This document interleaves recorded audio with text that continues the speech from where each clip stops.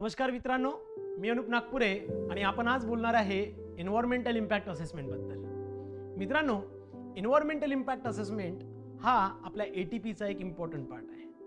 Environmental impact assessment हे कशासाठी केलं जातं तर नॉर्मली प्रत्येक एका प्रोजेक्टचा म्हणजे कोणतीही कंपनी किंवा एखादा मोठा प्रोजेक्ट जर येत असेल तर त्याचा एन्व्हायरमेंटल, सोशल आणि इकॉनॉमिकल इम्पॅक्ट हा एन्व्हायरमेंटवर कसा पडेल किंवा त्यामुळे एन्व्हायरमेंटमध्ये काय काय बदल होऊ शकतात, मग त्यामध्ये एन्व्हायरमेंटली, सोशली आणि इकॉनॉमिकली जे चेंजेस होतील ते स्टडी करण्यासाठी EIA म्हणजेच एन्व्हायरमेंटल इम्पॅक्ट असेसमेंट स्टडी केलं जात असतं। सोबतच नॉर्मली याच्या 4 स्टेजेस असतात, ज्यामध्ये फर्स्ट ही स्क्रीनिंग असते, सेकंड ही स्कोपिंग आहे, थर्ड ही पब्लिक असेसमेंट असेल किंवा पब्लिक कन्सल्टेशन असेल आणि लास्ट असते ती अप्रायझल स्टेज।